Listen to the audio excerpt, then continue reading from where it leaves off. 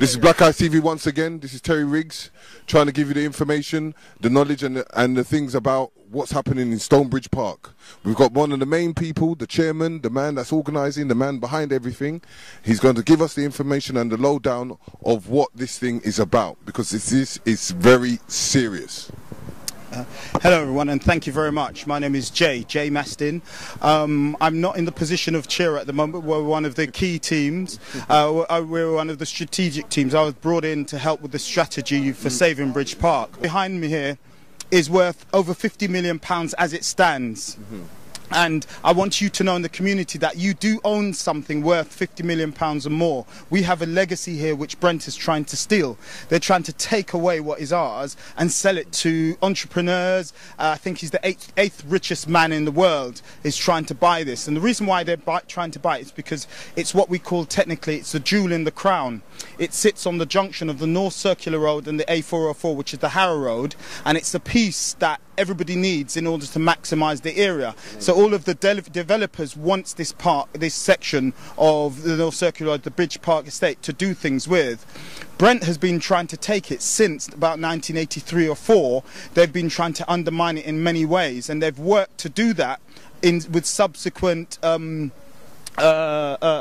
regimes that have come in over the years to undermine it to a point where they can sell it. The Unisys building, which lies to my left as we speak, which you can't see it from this view, but that is a company called Unisys, which is a former IT company, used to own that building, and that building has stayed empty for nearly 20 years, and that's because once they've purchased it, they've been waiting to buy this land so they can do a development. And this land, because they have not been able to get this land to develop it, that's what's frustrated them. So they've left this massive complex at the start of the North Circular Road and the Harrow Road, the junction of North Circular Road and Harrow Road. They've left it in abeyance simply until they can get the jewel in the crown. The jewel in the crown belongs to us, the people. It came from a vision that we don't always realise, that in 1914 to 1919 we had the First World War, and in 1939 to 1945 we had the Second World War, and 2 million of our African and Caribbean people served in those wars and either lost their lives or were injured. And we formed a legacy. We came back in 1948 on the SS Windrush to form part of the new multicultural Britain. And our foreparents worked on the British transport and on the hospitals. We know what they took. And the reason why this Bridge Park has this building today is not by accident, is it was up for sale circa 1980. And Leonard and the young men who were part of not a riot, because it wasn't a riot, it was an uprising of the young people. They were getting frustrated at the treatment, but there was a part of an uprising that it was a level of awareness that the young people wanted to push out and do things for themselves. And Leonard and them put a proposition to the owners of London Transport, who knew the legacy of our foreparents in building the British transport system. Leonard and them let a chap called Leonard Johnson walk past this building which was up for sale, and he said to them, I want to buy this building. The building was up for approximately £4 million it was being sold for, and after numerous meetings Leonard Johnson presented his philosophy and vision to them, and they were so captured by what he said and what he did, they agreed to sell that building to him for £1.8 million. So he was approximately £4 million that was worth, and they discounted it to him to £1.8 million. And the reason why they discounted it to him, because they knew if he was going to raise the £1.8 million to buy it, he would need to have a stake in it. So they reduced it so he would have a stake. So whoever he went to, Brent and the other entities, to raise money, he could show that the stake was worth £4 million and it was £1.8 million that he was trying to raise. So they knew the difficulties that he would have. Also, they knew the length of time it would take him. And so they not only sold it to him at a reduced price, offered it to him at a reduced price only to them, so specifically to that, the HPCC, which was the Harlesden People's Community Council, specifically to them. But moreover, they said, it's going to take you some time to raise the money. And they agreed to hold that price good for 18 months to give the people, the local people, the Afro-Caribbean community that was represented at that time, but it was a wider community, but specifically the African Caribbean community, that was the vision, was what they were wanted to do. They brought them alongside, and the people of London Transport said they would back and support him. We went on. I was around at that time, but I was a local businessman. I was young compared to those chaps. They were a bit older than me, and I had an IT. I have an IT interest in the area, and sportswear interest, and care homes interest. But we were doing things at that time to push. And what we were doing, I was aware of what was going on, and speaking to Leonard and the chaps, Lawrence Fearon, Leonard Johnson, Mike Wilson, Delaney Brown, as well as Errol Williams. There was a number of chaps on.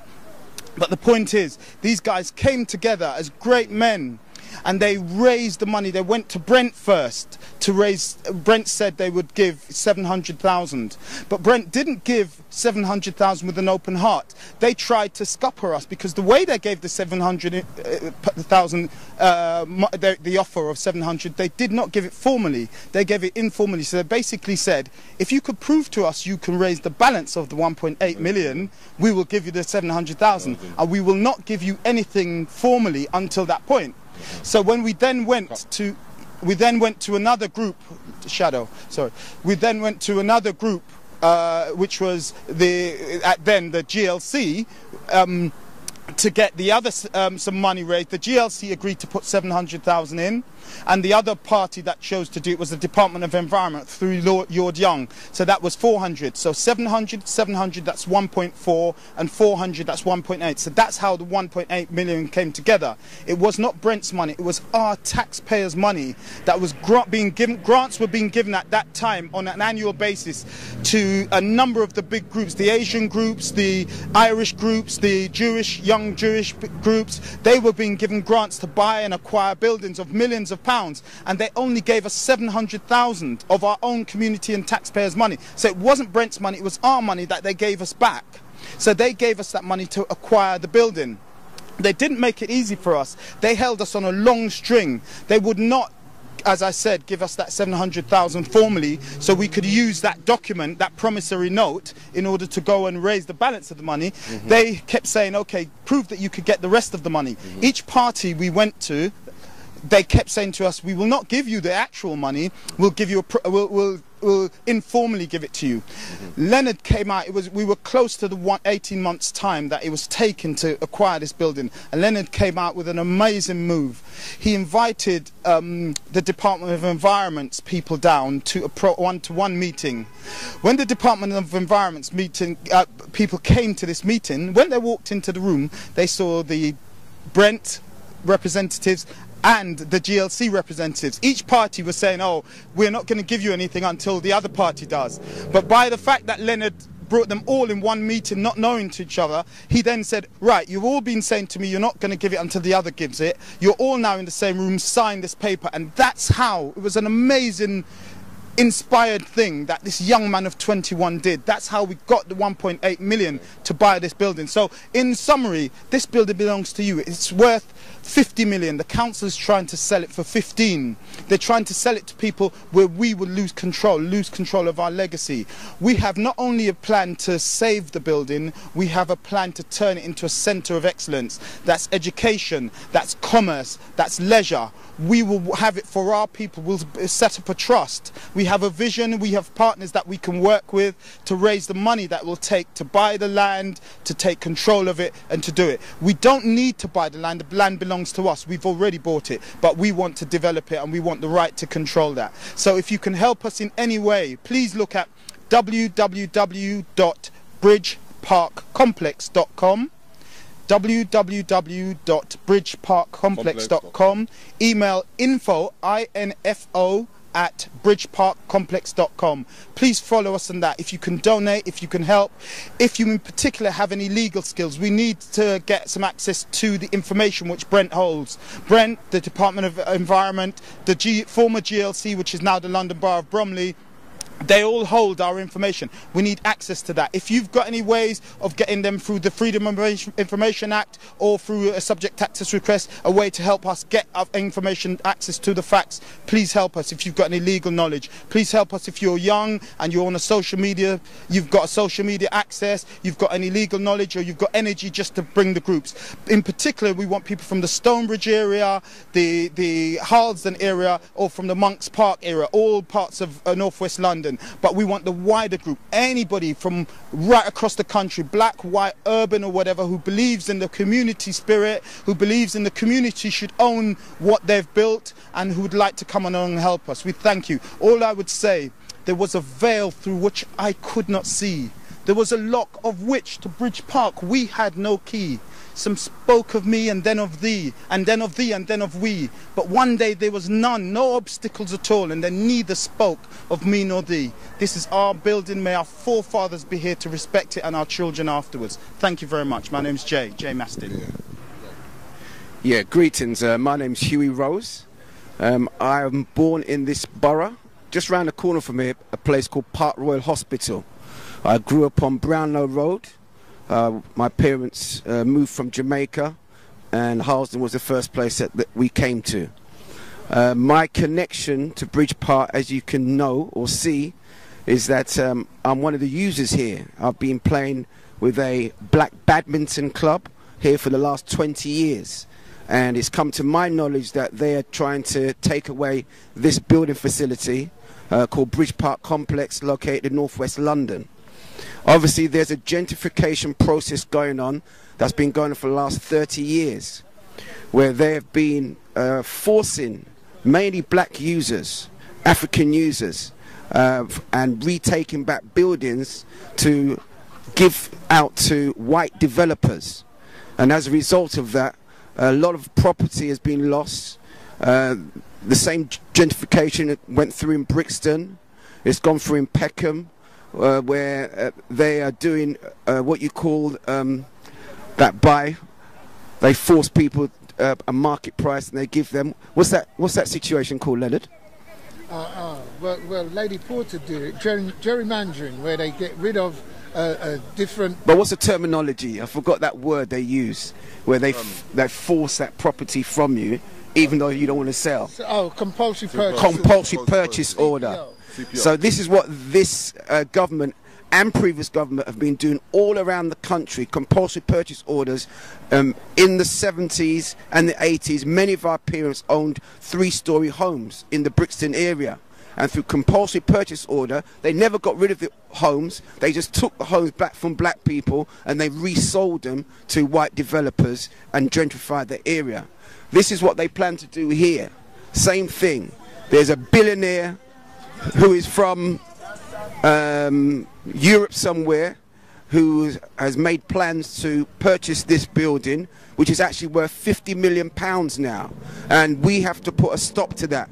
Leonard, since the age of 21, has made an old bus garage that was left stranded and derelict and turned it into what we call now the Bridge Park Complex.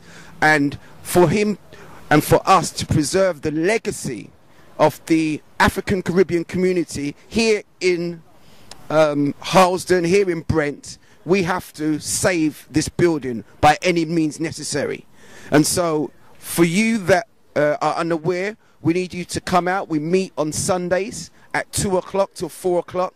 Our next meeting will be the last Sunday of July, where you can come out and help us in the process of being able to retain the building. We are looking for the councillors who serve this area, and also for the MP who's also been involved and instrumental in us putting together some strategic strategies in order to move forward. I'm talking about MP Dawn Butler. We're also calling on Jeremy Corbyn, who I championed during the election time. One of your phrases was, "It's not for the few, but for the many."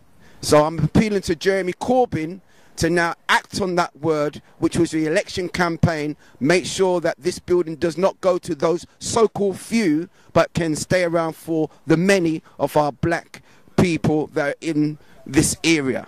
and we need this building to stay, and it will stay, because it was brought out of an uprising, and we don't want to return back to that uprising, because that can also happen too if people are frustrated and you don't allow to follow through on your promise, which was a covenant that you gave under Ken Livingstone. This building was covenanted, so even Ken Livingstone has a responsibility to make sure what he did, he does. So I'd like to say goodbye, and we're saying Safebury Park.